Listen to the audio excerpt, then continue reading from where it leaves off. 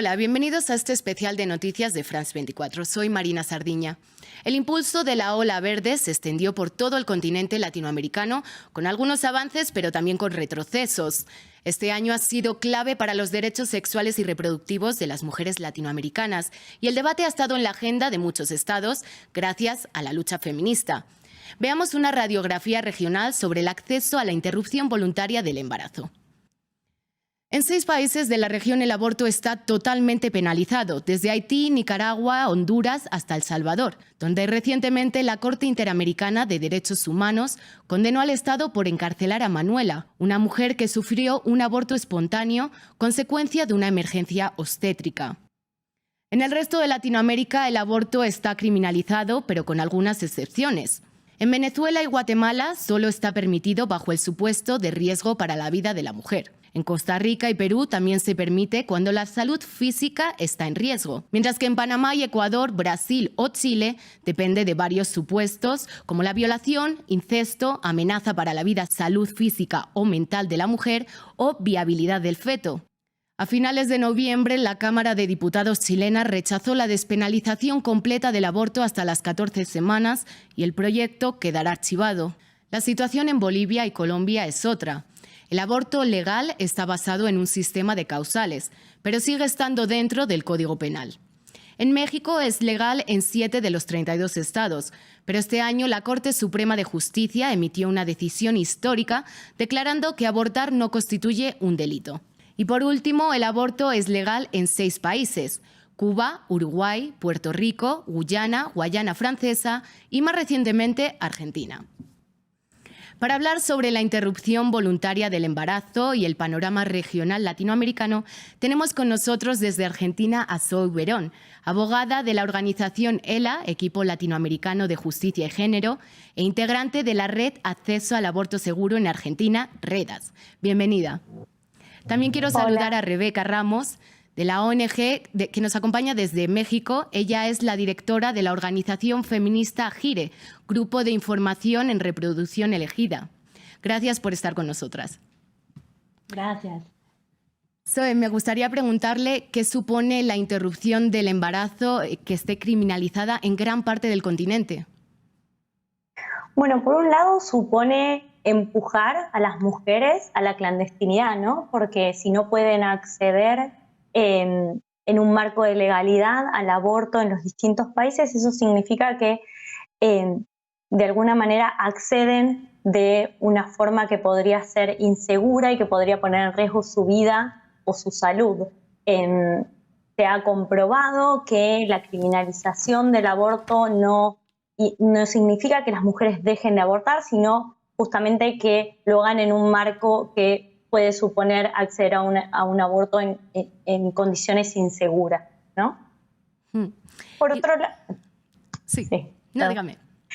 No, iba a decir, por otro lado, también la criminalización del aborto deja, digamos, en una situación complicada a las y los profesionales de la salud comprometidos con garantizar el acceso a la salud a las personas, porque también los empuja a dilemas éticos vinculados a cuándo deberían o no garantizar un derecho que deberían poder tener libertad para garantizar en términos generales, ¿no?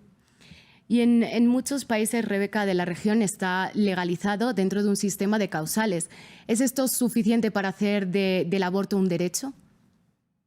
No, lamentablemente el sistema de causales lo que significa es que de entrada el aborto es considerado un delito y en ciertas circunstancias, por ejemplo, cuando el embarazo es producto de una violación sexual, cuando está en riesgo la salud de la persona gestante, entonces ahí no se va a considerar un delito, pero precisamente conecto con esto que decía Zoe, pone a las mujeres y a las personas que requieren una interrupción del embarazo, pero también a los profesionales de la salud en una situación complicada, en una situación confusa, y es por eso que la marea verde y que la exigencia del aborto legal, seguro y gratuito pide y exige a los estados que despenalicen el aborto y que pasemos de un sistema de causales a un sistema de plazos, por lo menos. Entonces, sí me parece que es muy importante tener esto claro. Lo que sucedió en Argentina hace ya casi un año es un avance enorme. Lo vemos, por ejemplo, en México, en donde en Ciudad de México desde 2007 tenemos un sistema de plazos y eso ha permitido un mayor acceso a los servicios de salud y precisamente que el aborto se ve en términos de derechos y no en términos de un delito o de una excepción dependiendo de determinadas situaciones. Sí, precisamente de Argentina pasamos de la clandestinidad al Congreso, gracias a esta marea verde. Zoe, ¿qué está pasando ahora y qué ha pasado este último año en Argentina?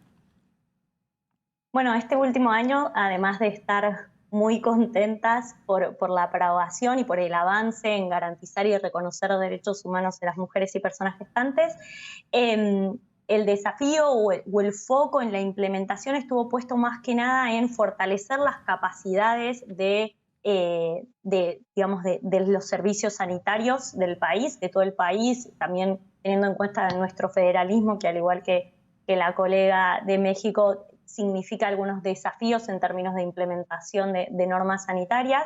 También estuvo el foco en remover ciertas barreras que existían, en capacitar a profesionales de la salud que quizás no estaban garantizando en el marco de nuestro sistema previo, que era un sistema de causales, y también en proveer los insumos necesarios para que se pueda garantizar en todo el territorio del país.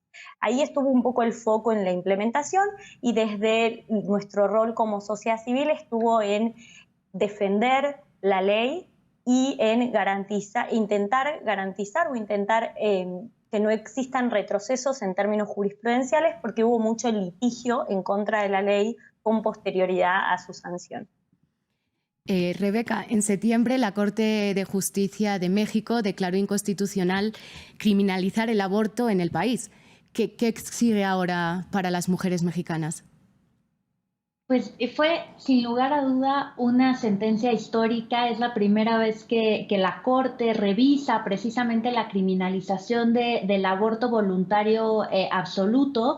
Hay que decir que precisamente por nuestro sistema federal en México, cada uno de los estados de la República tienen la potestad de regular qué consideran un delito y qué no. Y esta decisión de la Suprema Corte se refirió única y exclusivamente al caso del estado de Coahuila, un estado del norte que hace frontera con Texas, y ahí fue donde la Corte emitió este precedente que no permite que se despenalice el aborto de manera automática en todo el país, pero sí que da un precedente y unos argumentos jurídicos muy fuertes para avanzar en la despenalización en el resto del país.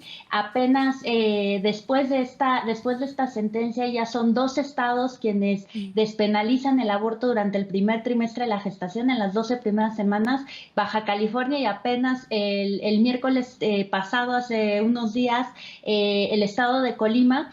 Entonces nos está dando argumentos muy poderosos que ya veníamos trabajando en las organizaciones feministas desde hace años, pero bueno, que lo diga el Tribunal Constitucional de la Nación es muy importante, y pues lo que sigue es seguir empujando para que se saque de los códigos penales el aborto y sobre todo para que se dé el acceso en los servicios de salud a abortos legales, seguros y gratuitos. Un poco tenemos pues los mismos retos que ya comentaba la colega de Argentina en términos de implementación y que se haga una realidad para quienes lo requieran.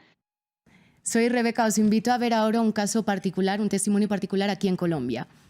Desde hace más de 5 décadas, la antropóloga y activista feminista Judith Botero ayuda a las mujeres colombianas a acceder a abortos seguros desde la clandestinidad, siendo un ejemplo para las feministas más jóvenes. En Colombia, desde 2006, la interrupción voluntaria del embarazo es legal bajo 3 causales. Sin embargo, se estima que cada año se realizan más de 400.000 abortos, pero menos del 10% son de forma legal, debido en parte al conservadurismo y la religión. En Colombia hay unos 5.000 procesos penales abiertos contra mujeres y niñas, la mayoría residentes en zonas rurales. Conozcamos la historia de esta pionera feminista. El derecho a la reproducción es también el derecho a no reproducirse en algo tan trascendental como es traer un hijo o una hija al mundo. Yo creo que un hijo o una hija se trae al mundo primero que todo porque se desea. El deseo está atravesado también por las posibilidades sociales, culturales y de afecto. Un hijo o una hija tiene por lo menos el derecho a nacer querido, amado, y ningún Estado puede resolver esto. Décadas antes de que la marea verde sacudiera América Latina, en Colombia, Judith Botero ayudaba a las mujeres que sufrían abortos incompletos. Era 1986 cuando ingresó a la organización Salud Mujer. 2 años más tarde cerraron debido a las amenazas de la Iglesia. Cuando tuvimos que cerrar eso, las mujeres eran enloquecidas porque el trabajo ahí se nos desbordó. O sea, así se ha muy negado para cada mujer a nivel individual el aborto, cuando lo necesitas lo buscas. Lo sabe bien Judith, madre de 4 hijos y 2 abortos clandestinos, cuando la interrupción voluntaria del embarazo no salía del ámbito privado, debido al yugo religioso y el conservadurismo ideológico. Además ya yo lo tenía muy claro, así me muriera, yo tenía muy claro que otro hijo más no tenía. Durante su pionera lucha por este derecho, Judith y sus compañeras atendían a mujeres y niñas de sectores empobrecidos en el departamento de Antioquia, en el noroccidente de Colombia. Pues mujeres muriéndose y niños y familias huérfanas porque la mujer se había hecho un aborto, o mutiladas, pues que había que sacarles todo por las infecciones.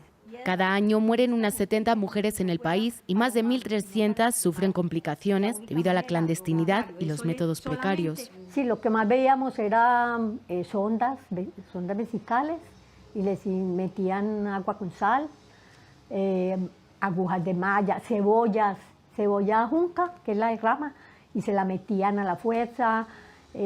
Por ejemplo, la sonda vesical la metían sin ninguna dilatación ni nada, sino que los daños eran terribles. En 2006, la Corte Constitucional tomó una decisión sin precedentes: despenalizar el aborto bajo 3 causales con la sentencia C-355. Un avance que no estuvo ajeno a los obstáculos, sobre todo para las mujeres rurales, afros, indígenas o migrantes. En un principio, los médicos pues que lo hacían, es que era ninguno. Las mujeres podían ir con la causal más clara y no fuera de eso la amenaza de que se van a morir, que el aborto es muy peligroso, que usted se puede morir, que va a dejar, ahí sí que va a dejar huérfanos. Todo mentiras. A finales de este año, la Corte Constitucional dejó en el limbo jurídico 2 demandas que buscaban eliminar el delito del aborto del Código Penal, dejando en stand-by el derecho sexual y reproductivo de las colombianas, que no pueden esperar más. Por ahora lo más importante es despenalizarlo, porque siguen habiendo, pues es más, hay más mujeres en este momento penalizadas que cuando estábamos en la clandestinidad. Unas 400 mujeres son criminalizadas por abortar anualmente. El 97% proceden de zonas rurales. La discriminación es para las que están más vulneradas en la vida desde que nacen. Es que toda la vida el aborto ha existido y las ricas de este país iban para el extranjero, toda la vida. Y las pobres se jodían. Hoy son las nietas de esta feminista las que siguen su legado, clamando por el derecho a ser madres con libertad, repitiendo su lema: nuestro cuerpo, el primer territorio. Zoe, me gustaría hacer una breve conclusión. ¿Qué opina? ¿Cuál crees que es el panorama para las feministas que están luchando por este derecho en esta región? Bueno, yo creo que el panorama es prometedor en términos de la visibilización del tema, del empuje, el compromiso de los movimientos feministas y de mujeres y de las nuevas generaciones de movimientos que no dudan en tomar las calles y en reclamar sus derechos para que efectivamente eso se avance en términos normativos. Y el desafío es, de alguna manera, que este empuje y que esta iniciativa de avanzar en el reconocimiento de derechos también encuentra barreras u obstáculos vinculados a los sectores más conservadores de las sociedades, y ese es un desafío que vamos a tener en la implementación de normas, así como también en la sanción o aprobación de normas, ¿no? Rebeca, ¿y qué opina usted desde México? Pues, yo coincido con Zoe. Me parece que hemos avanzado mucho. Lo que ha significado la marea verde en la región no tiene precedentes. Esta movilización social, tener un símbolo como lo es el pañuelo verde que nos congrega a todas para exigir aborto legal y seguro. Entonces, en ese sentido soy optimista, pero sin lugar a dudas hay resistencias muy fuertes en términos de cambios normativos en algunos países, como en ciertos lugares de México. pero también en términos del acceso a los servicios de salud. Entonces ahí pues el reto es grande, pero las organizaciones, las activistas, las colectivas, las acompañantes de aborto seguro, tenemos muy claro cuál es nuestro objetivo y pues no vamos a dejar de exigir ni dejar de trabajar hasta que el aborto legal, seguro y gratuito sea una realidad para todas aquellas personas que lo necesiten sin importar su condición social, socioeconómica, migratoria. Con esto llegamos al final de nuestro programa. Muchas gracias, Zoe y Rebeca, por estar con nosotras para hablar del aborto, recordando que se trata, como reclaman las feministas, de un derecho fundamental y no una obligación. A ustedes, gracias por estar con nosotros. Pueden ver más en France 24 y France24.com.